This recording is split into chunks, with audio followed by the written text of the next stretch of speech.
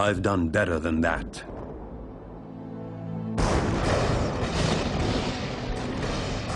You'd think you'd know his name. Every time you switch on a light or turn on your radio, his contributions are as far-reaching as those of Albert Einstein, Isaac Newton, or even his nemesis, Tom Edison.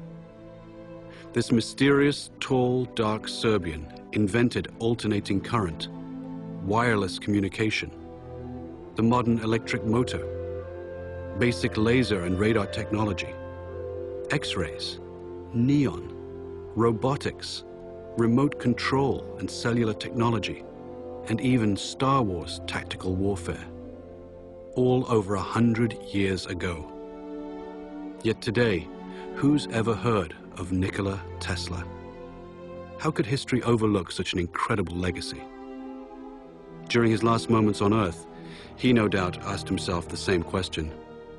Lying in a forgotten hotel room, alone and penniless, now 86 years of age. This is where our story begins.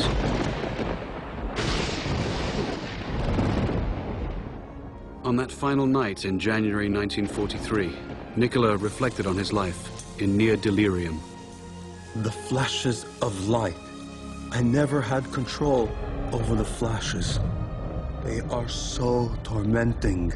Unstoppable images would flood his mind, accompanied by powerful flashes, like countless times before, due to a strange lifelong condition of his. When the word was spoken to me, the image of the object would appear vividly.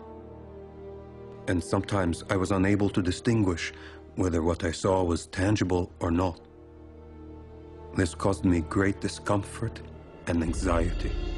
In the murky light of the hotel room, he'd speak with ghosts from his past, phantoms waiting for him to succumb.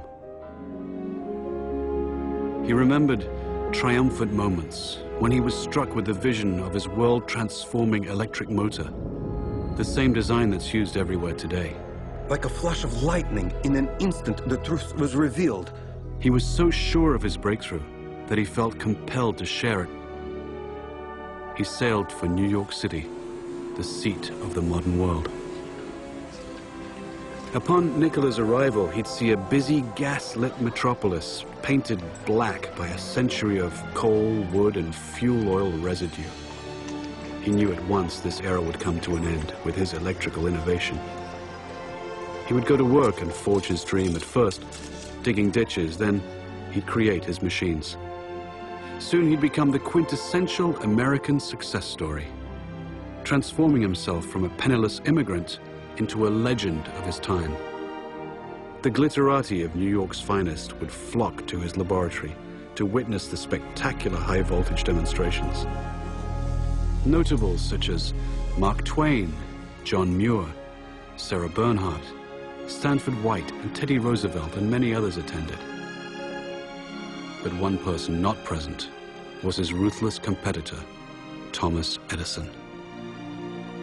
Nikola would recall the war of the currents, AC versus DC power. At the time, the electrification of the world was at stake. Alternating current's too damn dangerous. He's using tens of thousands of volts. DC only uses hundreds. Sure, you can see the danger. Nikola Tesla. A man who could never take a joke. There was only one kind of power system that could feed cities all over the country that would allow Edison's incandescent bulbs to burn brightly, and Nikola had it. Tom Edison fought against it, tooth and nail. Hell, there are no rules here. We're trying to accomplish something. The bitter Edison would even resort to electrocuting stray animals, including a rogue elephant, to incite public fear of Tesla's AC system.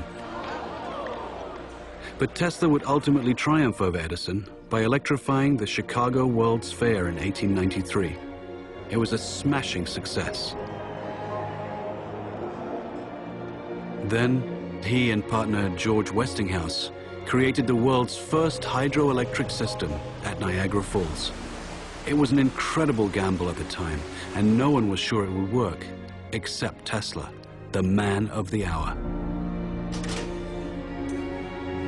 Nikola was now at the peak of his glory. He took to wearing formal clothes and wearing white gloves when starting experiments. He was a mystic who wrote and recited poetry and could speak 6 languages, yet he couldn't help his idiosyncrasies. People had no idea that he battled hallucinogenic episodes daily. I have seen all the air around me filled with tongues of living flame. Their intensity, instead of diminishing, increased with time. He was also described as a maniac for cleanliness and would avoid handshakes, and fought an array of deep-seated phobias and compulsions. I had a violent aversion against the earring of women. The sight of a pearl would almost give me a fit. I would not touch the hair of other people, except perhaps at the point of a revolver. I counted the steps in my walks and calculated the cubical contents of soup plates, coffee cups, and pieces of food. Otherwise, my meal was unenjoyable. All repeated acts or operations I performed had to be divisible by 3, and if I missed, I felt impelled to do it all over again, even if it took hours.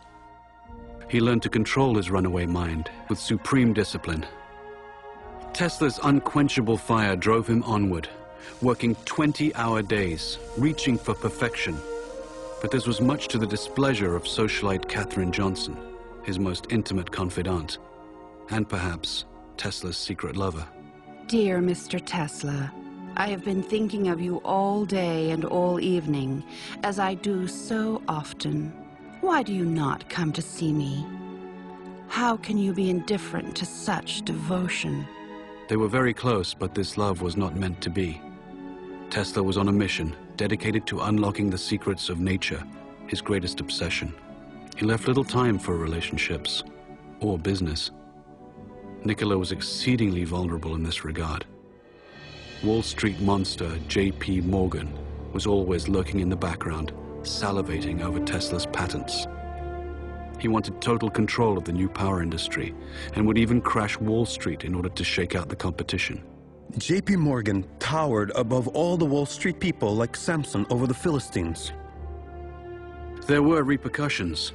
One dark afternoon, Tesla tore up his own royalty agreement with Westinghouse, a contract potentially worth billions of dollars, in order to save their company from financial doom. This insane act of generosity was never reciprocated, even after Westinghouse's death in 1913. Despite the volatile world of finance in those days, Tesla was still courted by the rich and powerful. Nikola would soon engage the biggest fish in the pond while undertaking his greatest venture, Wardenclyffe. This fantastic structure was the very culmination of Tesla's vision to create a worldwide communication system for sending sound and pictures. The primary goal was to beat Marconi for the honor of delivering the world's first transatlantic wireless signal. By no accident, Tesla's grand project was to be financed by the devil himself, J.P. Morgan. You're a strange man indeed, Tesla. After the papers are signed, you may draw upon the house of Morgan, but it's important that I remain a silent partner. You do understand what that means, don't you, Mr. Tesla? But Nikola had a secret. The system could also electrify the world. Wardenclyffe would provide limitless, free energy, everywhere, for everybody. When J.P. Morgan found out about this leap of technology, he wouldn't tolerate it.